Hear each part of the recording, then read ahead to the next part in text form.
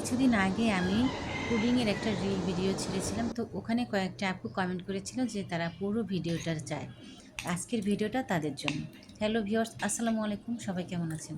চলে আসছি নতুন আর একটা ভিডিও নিয়ে। তো আজকে আমি তৈরি করব পুডিং। তো আমার পুডিংয়ের যে উপকরণ, এই যে দেখেন, পাউরুটি, গুঁড়ো দুধ, জ্বালানো দুধ, চিনি আর হচ্ছে ডিম আর 2টা এলাচ। তো সর্বপ্রথমে যেটা করতে হবে সেটা হচ্ছে ক্যারামেল তৈরি করে নিতে হবে। ক্যারামেলের জন্য কিন্তু আমি চুলায় একটা কড়াই দিয়ে এখানে 3 চামচ পরিমাণে চিনি দিয়েছি। পানি দেবেন না, দেখবেন আস্তে আস্তে চিনিটা গলে যাচ্ছে। যখন আপনার চাহিদা অনুযায়ী একটা কালার চলে আসবে, খুব বেশি কালো করতে মানে লাল করতে যাবে না, তাহলে কিন্তু তিতা হয়ে যাবে এবং গন্ধ আসবে। দেখেন কি সুন্দর একটা কালার আসছে। তো আমি যেই পাত্রে পুডিংটা সেট করব সেটার মধ্যে ক্যারামেলটা সেট করে নিলাম। তো এটা সাইডে রেখে দিয়েছি ঠান্ডা হওয়ার জন্য। চলে আসছি মূল প্রসেসিংয়ে। প্রথমে কিন্তু আমি 4টা ডিম ভেঙে নিয়েছি। এখানে হাফ কাপেরও বেশি চিনি দিয়েছি। মিষ্টিটা আপনাদের পছন্দ অনুযায়ী দিতে পারবেন। এখানে চাইলে আপনি 1 কাপ চিনিও দিতে পারেন। তো আমি বেশি চিনি দিতে চাচ্ছি না। চিনি এবং ডিমটা একটু ভালোভাবে ফেটে নিতে হবে যেন চিনিটা গলে যায়। তবে হ্যাঁ, এটাকে ফোম তৈরি করা যাবে না, এটা সাবধান। তারপরে এই যে একটা ব্লেন্ডার নিয়েছি, এটার মধ্যে আমি সেই 20 টাকা দামের একটা পাউরুটি, সেটা একটু ভেঙে ভেঙে দিয়েছি।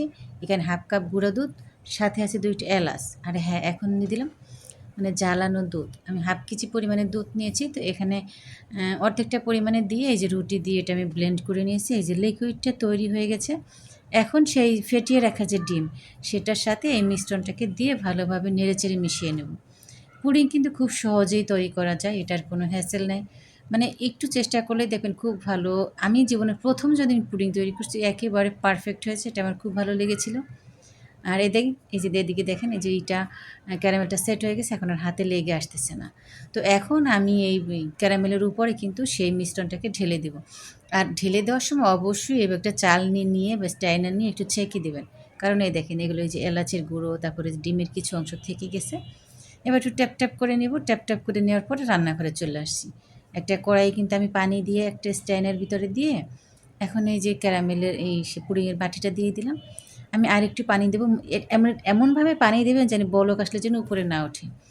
যাদের কাছে ফয়েল পেপার আছে তারা ফয়েল পেপার দিবেন। আমার সমস্যা নেই, এভাবে আমি প্লেট দিয়েই করি। আমারও তো সমস্যা হয় না বা কোনো কিছুর প্রয়োজন হয় না। পানিটা যখন বলক চলে আসছে, আমি চুলার হিটটা আপনাদেরকে দেখিয়ে দিলাম। তো সেভাবেই কিন্তু আমি 40 মিনিট ঘড়ি ধরে করছি। তারপরে যে এখানে এসে দেখেন একটা কাঠি দিয়ে দেখতেছি।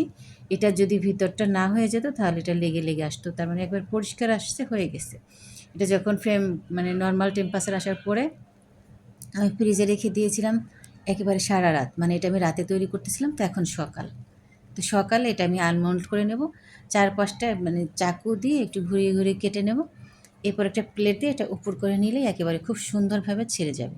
দেখাচ্ছি আপনাদেরকে। ওয়াও! মাশাআল্লাহ! কি সুন্দর হয়েছে না দেখেন, যেমন সুন্দর কালারটা আসছে, তেমন সুন্দর এটার ভিতরে আমি কেটে দেখাচ্ছি যে টেক্সচারটা কত সুন্দর।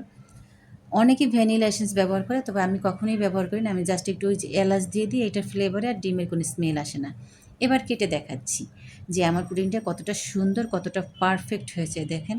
কেটে নিচ্ছি, মানে এই পুডিংটা আমি পাউরুটি আরও অন্যান্য কিছু দিয়ে অনেক সময় তৈরি করি। এতটা ভালো বাসে আমার ফ্যামিলির সবাই, খুবই খুবই পছন্দ করে, খুবই কম সময়ে। আর মেহমানরা আপ্যায়নের জন্য একেবারে পারফেক্ট একটা সুন্দর ডেজার্ট।